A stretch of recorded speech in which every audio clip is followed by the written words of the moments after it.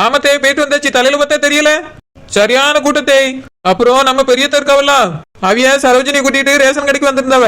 எனக்கு பின்னாடி 10 பேர் வந்துட்டாவதே. அதுக்கு பிறகுதான் பெரியத்த வந்தவ. அவியலையும் என் பக்கத்துல நிக்க வச்சு அவியலுக்கும் வாங்கி கொடுத்துட்டு தான் கூட்டிட்டு வந்தேன். சண்டைக்கு வரத்தான் செஞ்சாவ. நான் தான் இங்கதான் நின்னவ, டீ குடிக்க போயிட்டாவ அப்படின்னு சொல்லி சமாளிச்சு விட்டேன். எப்படி நம்ம சாமர்த்தியம்? கோழி அடிச்சு குழம்பு வச்சுட்டீங்களா தேய்? ரொம்ப பசியா இருக்கு, அதை கேட்கதான் கூப்பிட்டேன்.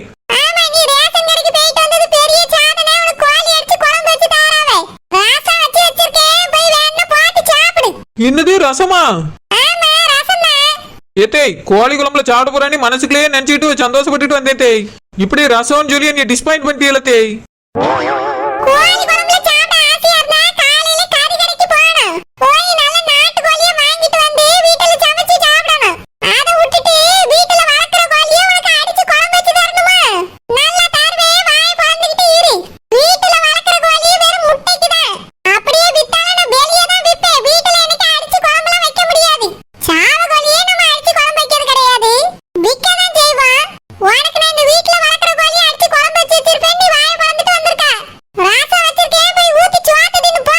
வேண்டாம் தேய், நான் ரேஷன் கடைக்கு போறேன். இல்ல தேய், நீங்க எப்ப கோழி குழம்பு வைக்கிறீங்களோ அப்ப திரும்பி வரேன்.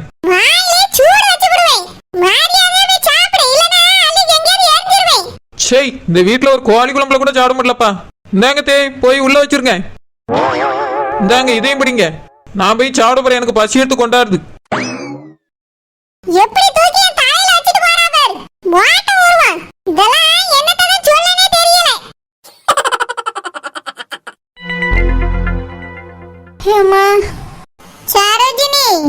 என்னத்தே செமந்திட்டு வந்தது ரொம்ப கஷ்டமா இருக்குமா? ஆமாத்தே, கஷ்டமா தான் இருக்குது. செம தூக்கி உனக்கு பழக்கம் இல்லல்ல, அதனால தான் திடீர்னு தூக்கணும்னு அப்படி கஷ்டமா இருக்குதுமா. கொண்டு போய் அடுப்படியில இறக்கி வச்சுட்டு சொத்த நேரம் ரெஸ்ட் எடுத்துக்க. சரி தே. மைனி, என்ன 2 பேரும் இன்னைக்கு காலையிலே தோட்டத்துக்கு வந்துட்டியே? வீட்டுல வேலையெல்லாம் முடிச்சு வச்சுட்டு வந்தியலா இல்ல அந்தால போட்டுட்டு வந்துட்டியலா? செல்லம்மா, வீட்டுல சமையல் வேலையெல்லாம் முடிச்சிட்டோம். எல்லாருக்கும் சாப்பாடு எடுத்துட்டு வந்தாச்சு. அப்படியே சமையல் வேலை எல்லாம் முடிஞ்சோ?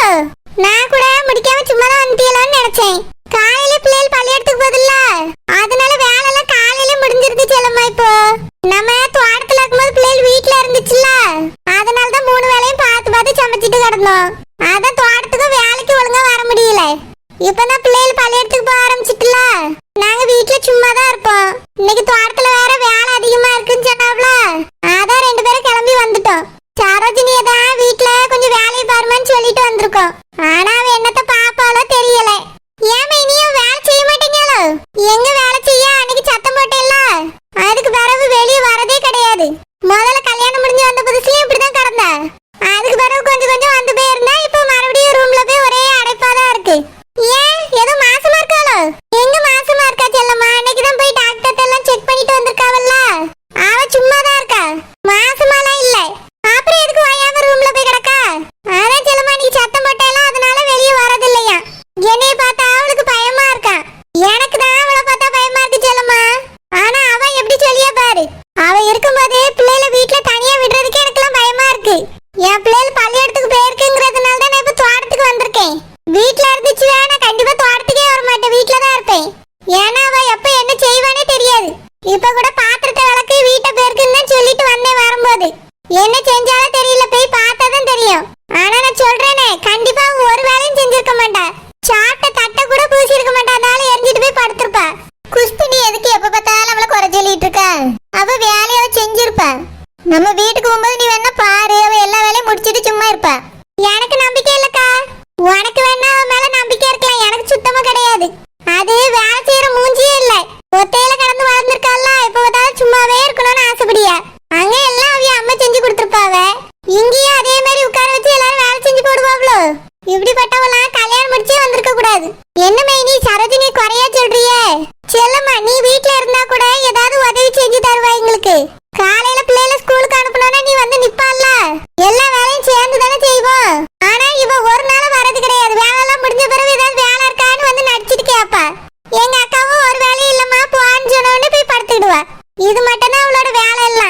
இதுக்கு அந்த சரோஜாவே பரவாயில்ல செல்லம்மா.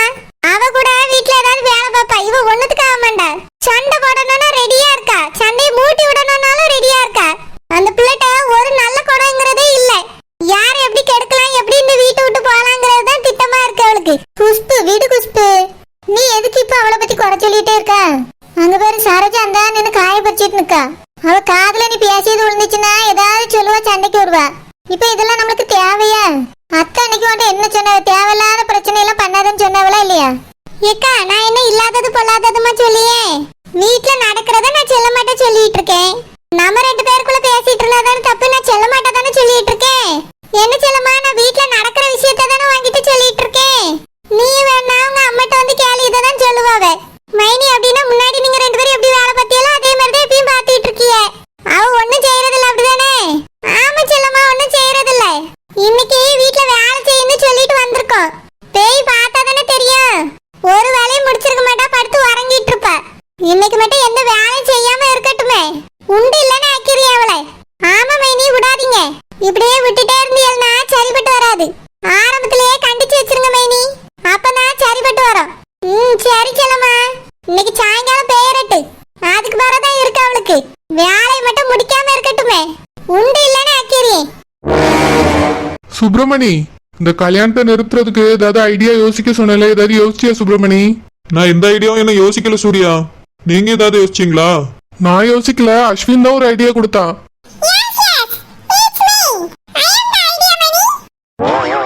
என்ன ஐடியா சூர்யா? சொல்லு அஸ்வின்.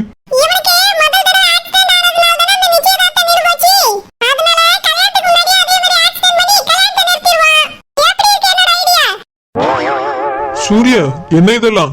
சுப்பிரமணி, இந்த ஐடியா கூட நல்லா தானே இருக்கு. இந்த கல்யாணத்தை நிறுத்த வேற வழியே இல்ல சுப்பிரமணி. இல்ல சூர்யா, பொய்யா எப்படி நம்ம ஆக்சிடென்ட்னு சொல்றது? ஐயோ வேண்டாம், அம்மா ரொம்ப வருத்தப்படுவாங்க. ஏற்கனவே சூர்யாவுக்கு ஒரு வாட்டி ஆக்சிடென்ட் பண்ணதுக்கே அவங்க ரொம்ப கஷ்டப்பட்டாங்க. சூர்யா உங்களுக்கே தெரியும்ல, அண்ணா அண்ணி அம்மா எல்லாம் எவ்வளவு வருத்தப்பட்டாங்கன்னு. ஏன் அப்பா கூட தான் ரொம்ப வருத்தப்பட்டாரு. அதனால இன்னொரு தடவை ஆக்சிடென்ட்ல வேண்டாம் சூர்யா.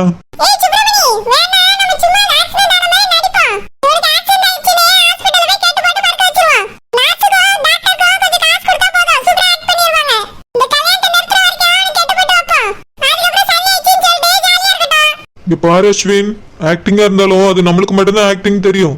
வீட்டுல உள்ளவங்களுக்கு எல்லாம் இது ஆக்டிங்னு தெரியாது, உண்மைன்னு தான் நினைச்சிட்டு ரொம்ப வருத்தப்படுவாங்க. ஏற்கனவே ஒரு தடவை இவருக்கு ஆக்சிடென்ட் ஆனதுக்கே அவங்க எல்லாரும் ரொம்ப ஃபீல் பண்ணிட்டாங்க. மறுபடியும் அதே கஷ்டத்தை அவங்களுக்கு கொடுக்க வேண்டாம் அஸ்வின். சூர்யா நீங்களாவது நான் சொல்றதை கேளுங்க. அஸ்வின் தான் ஏதோ விளையாட்டுத்தனமா சொல்றானா, நீங்களும் அதே ஐடியா ஃபாலோ பண்ணலாம்னு நினைக்காதீங்க. என்னடா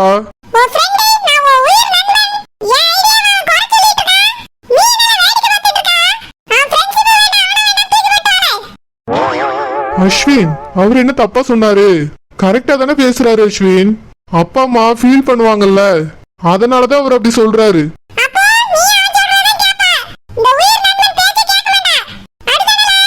அஸ்வின் அப்படி இல்லடா.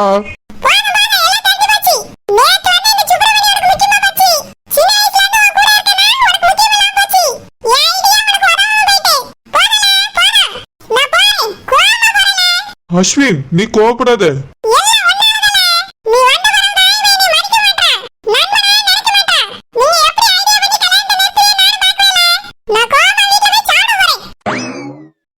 அஸ்வின் அஸ்வின் நில்ல அஸ்வின்.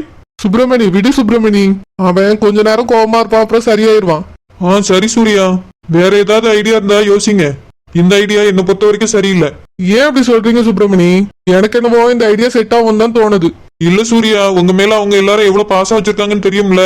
நீங்க இந்த வீட்டை விட்டு பிரிஞ்சு போனதே அவங்களால தாங்க முடியல. கிடைச்சதுக்கு பிறகு இந்த மாதிரி ஒரு விஷயம் நடந்து போச்சுன்னு சொல்லி சொல்லி ரொம்ப வருத்தப்பட்டாங்க. நீங்க உள்ள இருந்தீங்க, உங்களுக்கு நடந்த விஷயம் எதுவும் தெரியாது சூர்யா. நான் நேர்ல பார்த்ததுனால சொல்றேன். இன்னொரு கஷ்டத்தை நீங்க கொடுக்க வேண்டாம். சுப்பிரமணி, எல்லாம் நான் இந்த வீட்டு பையங்கிறதுனாலதான் என் மேல பாசமா இருக்காங்க. அவங்களுக்கு உண்மை தெரிஞ்சா இதே மாதிரி என் மேல பாசமா இருப்பாங்களா? உண்மையா? என்ன உண்மை சூர்யா? அது சுப்பிரமணி, நான் உங்ககிட்ட சொல்றேன், இந்த விஷயத்த நீங்க யார்கிட்டயும் சொல்லாதீங்க. என்ன விஷயம் சூர்யா? நான் இந்த வீட்டு பையனே கிடையாது சுப்பிரமணி. என்ன சொல்றீங்க சூர்யா? ஆமா சுப்பிரமணி, என் பேரு சூர்யா கூட கிடையாதான். எனக்கு பழசெல்லாம் மறந்து போய் நான் இந்த வீட்டு பையன் தான் நினைச்சு ரொம்ப சந்தோஷமா இருந்தேன். அப்படியே நான் இருந்திருக்கலான்னு இப்ப தோணுது. ஒரு நாள் அஸ்வின் யதார்த்தமா இந்த உண்மையெல்லாம் என்கிட்ட சொல்லிட்டான். அதுக்கப்புறம் தான் இந்த விஷயமே எனக்கு தெரியும் சுப்பிரமணி. நான் இந்த வீட்டு பையனே கிடையாதான். அப்படியா? எதுக்காக இங்க வந்தீங்க? சுப்பிரமணி, அஸ்வின் தான் என்கிட்ட இந்த விஷயத்த சொன்னான். எதுக்குன்னு நானும் இதே மாதிரிதான் கேட்டேன். இந்த வீட்டுல உள்ள சொத்துக்காக தான் வந்தேன்னு சொல்றான்.